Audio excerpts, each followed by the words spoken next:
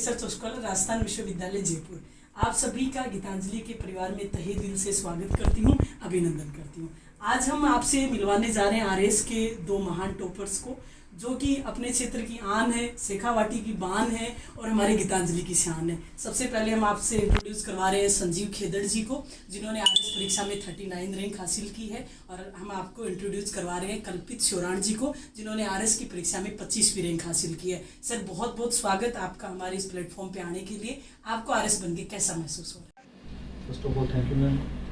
अच्छा ही लगता है जब एक ड्रीम जॉब होती है कि मतलब राजस्थान की सबसे प्रीमियम जॉब जो आप जिसमें आप सबसे बड़े लेवल के राजस्थान के अंदर प्रशासनिक अधिकारी बनने जा रहे हो, तो मुझे बहुत अच्छा लगता है। Thank you. आपको? Thank you ma'am. काफ़ी अच्छा लग रहा है, बिल्कुल इतनी बड़ी पोस्ट पे आ रहे हैं। पहली बार में आ गए तो मतलब ऑब्वियसली इतना एक्सपेक्ट तो नहीं किया था, पर इतनी अच्छी रैंक आई है तो काफ़ी ज़्यादा अच्छा लगा। अच्छा, मतलब आवश्यकता से ज़्यादा मिल गया क्या? आवश्यकता से नहीं मैम ज़्यादा, बट जितनी मेहनत की थी ठीक है उसके प्रोपोर्शन में मिल गया है, ये सबसे बड़ी बात है। और तैयारी आपने इस टाइम कैसे, बहुत सारे ऐसे कहते हैं कि कुछ नेगेटिव पॉइंट्स आते हैं लाइफ में, बहुत बार खुद को भी ऐसे वीकनेस फील होता है कि हम कर पाएंगे कि नहीं कर पाएंगे, तो उस समय आपने उसको कैसे मैनेज किया? उस प्रेशर मैं कुछ ऐसी बातें जो शायद हम दोनों आपस में भी शेयर करते थे, वो कॉमन सी थी कि जब ऐसे पढ़ते पढ़ते, एक तो मैम हमने सोशल मीडिया से बहुत दूरी बनाई थी।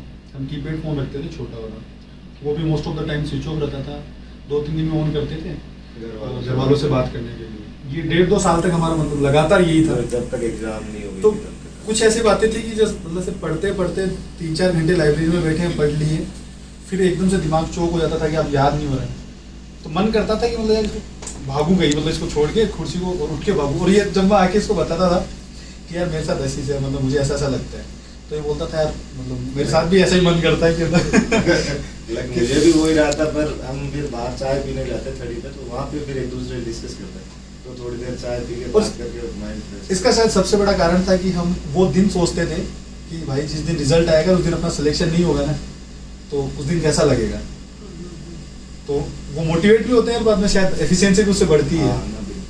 तो जैसे ऐसे बोलते हैं कि बहुत सारी चीज़ें तो अपने आपस में ऐसी होती हैं जो अपने को नेट वेट पे ही सर्च करनी होती है। तो जैसे आपने कीपैड वाला फ़ोन रखा और जब कभी आपको फ़ोन में कुछ सर्च करने की जरूरत पड़ी, सोशल मीडिया बहुत काम की भी होती है कुछ जगह, तो फिर वहाँ पे आप कैसे मदद देते थे? एक तो हमारे जस्ट सामने हमारा फ्रेंड रहता था, उससे हम बहुत बार फ़ोन मांगते थे कि भाई फ़ोन देना यार, कुछ देखना है। चाहिए होता था तो हमें जैसे कंटेंट चाहिए या नेट पे कुछ सर्च करना है, तो वो हम उससे फ़ोन लेते थे और उससे लेके फिर उस पर सर्च करके और वापस रिटर्न कर देते थे। अच्छा था, मतलब कभी मना नहीं किया कि फ़ोन नहीं दूंगा। तो मतलब उनका भी आपकी सफलता में योगदान मान सकते हैं। जरूर है। और आप श्रेय किसको दे रहे हैं अपनी सफलता का? किन किन लोगों ने आपको बहुत सपोर्ट किया है? सबसे पहला श्रेय तो मैं माता पिता को, और एक बड़े भैया हैं, उनका काफ़ी योगदान रहा है।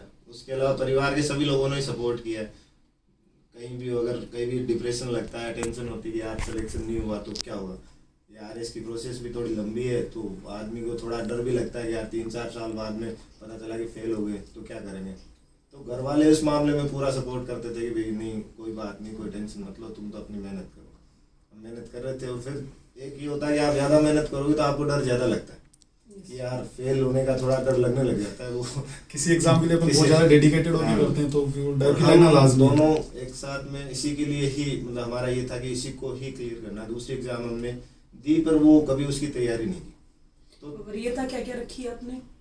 वरीयता अगर ये थोड़ा सा इसमें फनी सा होगा कि पहले हमने आरपीएस भरा था, पहली चॉइस हमारी आरपीएस थी, लेकिन उसके बाद में जैसे थोड़ा घर वालों ने भी समझाया कि, और फिर आसपास जैसे मेरे कुछ रिलेटिव जो हैं वो भी पुलिस में लाइन में हैं, तो उन्होंने भी थोड़ा एक्सप्लेन किया कि अगर आरएस आप प्रेफर करोगे तो ज़्यादा बढ़िया रहेगा। तो फिर हमने दोबारा चेंज करके आरएस। आपने भी सेम ऐसा ही किया? हाँ, मतलब हम तो 8 साल से साथ हैं, तो हर चीज 8 साल से रूममेट्स हैं, ये मान लीजिए आप, सब कुछ साथ साथ ही गए हैं। एक चीज़ और बोलते हैं कि मतलब जब भी बच्चा कोई तैयारी करता है तो उसका जो ग्रुप है वो बहुत इंपॉर्टेंट होता है कि आप कैसे ग्रुप के साथ हो, तो इसमें फ्रेंड्स का भी योगदान बहुत ज़्यादा दिखता है। तो आपकी ये ग्रुप स्टडी कैसी रही सब लोगों की? अब जो हमारा ग्रुप था उसके अंदर हम 3-4 जने थे वैसे तो पर्सनली जैसे कि हम दो का तो मतलब था ही कोऑर्डिनेशन, रूम पार्टनर्स थे। 2 जने थे वो, जैसे एक हमारे तैयारी के दौरान बाद में मिले थे, प्रीलिम्स के बाद में। तो वो भी थे, लेकिन वो यहाँ रहते थे तो थोड़ा ग्रुप स्टडी का हम दो का आपस में ज़्यादा बन पाता था। मतलब वो रहते थे, पर जैसे हम मिलते तो हम डिस्कस कर लेते थे कि क्या तैयारी की, क्या तैयार किया। ये हिंदी सब्जेक्ट होता है तो हिंदी के अंदर आपको बहुत सारी चीज़ें रटनी भी पड़ती हैं, पर्यायवाची, विलोम शब्द, ये चीज़ें। तो हम PDF बना के रखते थे उसकी, तो उसको फिर जब भी मिलता, जहाँ भी मौका मिलता, जैसे चाय की थड़ी पे गए, हम चाय बैठे बैठे तो हम एक दूसरे से पूछते रहते कि ये क्या किया, ये पढ़ा, ये बता हिंदी। तो उस तरीके से हमने हिंदी तैयार की, तो उसी तरीके काम आती है, मतलब ग्रुप स्टडी काफी काम। मेरा ये कहना है कि अगर दोस्त बनाओ, मतलब ऐसा बनाओ कि जिसके अंदर तुम्हारे बीच में कोई आपस में कोई कंपटीशन नहीं हो, कोई ऐसे द्वेष वाली, जलन वाली ऐसा नहीं हो कि मतलब यार सक्सीड होगे तो दोनों को तो इतना अच्छा लगेगा, उसकी सफलता को भी आप है ना उतना एंजॉय करो, उसको भी इतना ही सेलिब्रेट करो। लेकिन पर्सनली मैं थोड़ा ये मानता हूँ कि कॉम्पीट करना चाहिए, आपस में कॉम्पीट करोगे तो आपका बेटर वर्जन आपको बाहर निखर के दिखेगा। प्रीलिम्स में कितने मार्क्स थे आप लोगों के? मेरे थे 91 और मेरे 125 मार्क्स। तो पहले चांस में आप बाहर थे? हाँ। ओके, तो उस समय कैसा लग रहा था कि क्या पता ये OBC वालों को अंदर करेंगे कि नहीं? श्योर तो, थे, इस अच्छा, बात में कोई डाउट नहीं था, क्योंकि देखा ही था 2013 में हुआ था, फिर 16 में हुआ था, उसके अलावा पटवारी भर्ती में हुआ था, तो इसमें तो कोई डाउट था ही नहीं। बट ये था कि 2-3 दिन पढ़ाई में मन थोड़ा कम लगा, फिर ये पता था कि लोग लड़ रहे हैं कि ऐसा हो ही जाएगा क्लियर। तो ये जो वेरिएशन था इसको आपने कैसे फील किया? जैसे आपने अभी इन्होंने बताया कि मुझे तो अच्छा लगता है कि मैं मेरे साथ वाले से कंपटीशन करूं, आप ऐसा अलग सोचते हो कि नहीं मैं तो मेरे दोस्त की भी सफलता को अपनी सफलता मान रहा हूं, तो इनका बहुत ज्यादा नंबर से हो रहा है और आप वहां बाहर हो रहे हो, तो उस समय आप कैसा फील कर रहे थे? मैम उस समय एक्चुअली हमने कुछ स्ट्रेटेजी बनाई थी कि ना प्री को अपन है ना जो आ रहा उतना ही करके जाएंगे, ठीक है। मैं थोड़ा सा स्ट्रेटेजी पे स्टक रहा, ये वहां जाके चेंज हो गया। मुझे लगने लग गया क्योंकि मेरे कुछ क्वेश्चन थे, पॉलिटी के जो क्वेश्चन थे उन पे मैंने मात्र 80 क्वेश्चन किए थे उसमें प्री में, अच्छा। उनमें से मेरे 76 सही थे, मतलब 4 ही गलत थे। तो मैं तो ऐसे होके गया था कि अपन को जिसमें हल्का सा भी डाउट है वो करना ही नहीं है। ऐसे बहुत सारे क्वेश्चन थे, घर पे आके थे कि यार इतने सही हो सकते थे। पेपर के दौरान ये लगने लग गया कि मेरा होगा ही नहीं, मुझे एकदम डर आ गया। मैंने कहा कि भाई यार कितने क्वेश्चन के टोटल?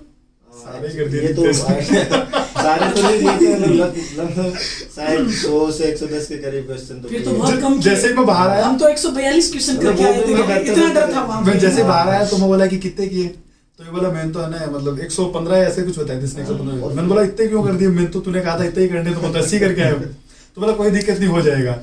फिर मैंने चलो ठीक है, फिर वो रिजल्ट आया तो उस टाइम नहीं हुआ, तो फिर लगा कि ना यार, बट ये था कि मतलब हो ही जाएगा, मतलब कि ना ऐसा तो नहीं कि अपन उसके काबिल नहीं था, अपन उससे ज्यादा भी ला ही सकते थे, बट ठीक है अपन एक स्ट्रेटेजी पे थे। तो पर एक चीज समझ में आई कि एक बहुत आदर्शवादी है, एक बहुत अवसरवादी है।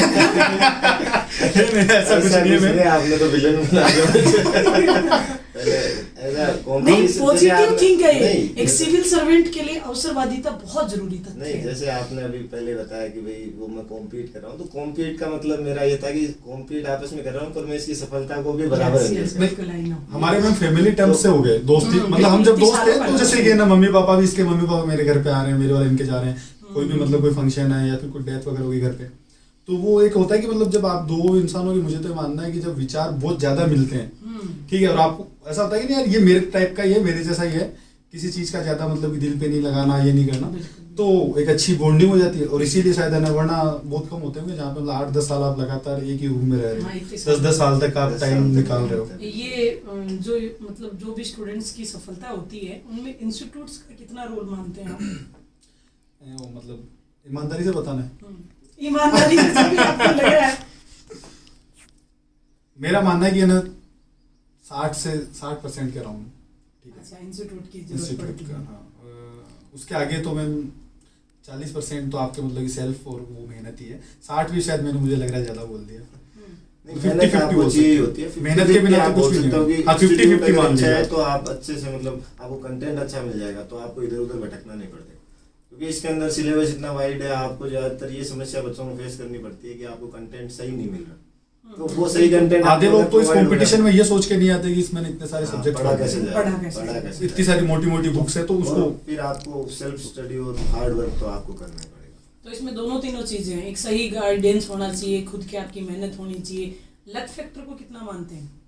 उसको भी अगर आप ये दो अच्छे चल रहे हैं तो लक फैक्टर तो शायद आप उसको कवर कर सकते हैं, लक फैक्टर को आप कवर कर सकते हैं। अगर आप बराबर मेहनत कर रहे हैं, आपके पास अच्छा कंटेंट है, तो लक फैक्टर इतना ज़्यादा मैटर नहीं करेगा। पर आप थोड़ा रिस्क में चल रहे हैं कि आपने कुछ पढ़ा है, उसमें कुछ छोड़ के जा रहे हैं, फिर उस टाइप में चल रहे हैं तो हो सकता है लक का एक चीज और बताते हैं कि मेंस एग्जाम में सबसे ज़्यादा जरूरी होता है कि आपके टाइम शेड्यूल आप कैसे मैनेज कर रहे हो, क्योंकि पूरा 3 घंटे का पेपर है वो इस प्रकार से आता है कि टाइम मैनेजमेंट बहुत ज़रूरी सा होता है। तो टाइम मैनेजमेंट कितना ज़रूरी है और उसमें इंस्टीट्यूट टेस्ट सीरीज के माध्यम से कितना सपोर्ट कर सकता है बच्चों का? इंस्टीट्यूट की टेस्ट सीरीज तो जरूर देनी चाहिए, ये मस्ट है।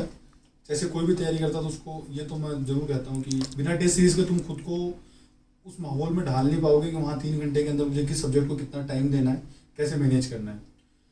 हाँ, कोचिंग भी आप लेते हैं वो बहुत ही अच्छी बात है, और टेस्ट सीरीज तो मतलब कि ना शायद मुझे लगता है कि जो भी बेस्ट इंस्टीट्यूट आपके आसपास अवेलेबल है तो वो जरूर दें। प्रिपरेशन के स्टार्टिंग फेज से अगर प्रीलिम्स और मेंस दोनों के लिए अगर साथ में लेके चलेंगे तो वो ज़्यादा बेटर रहेगा, क्योंकि क्या होता है कि बच्चों के लिए बाद में कवर कर पाना मुश्किल हो जाता है। 3-4 महीने का टाइम मिलता है तो उसमें कवर नहीं कर पाते। तो आप अगर शुरू से मेंस की आंसर राइटिंग प्रैक्टिस और वो सब भी आपकी होती रहेगी तो आपको मेंस में काफ़ी हेल्प करेगा।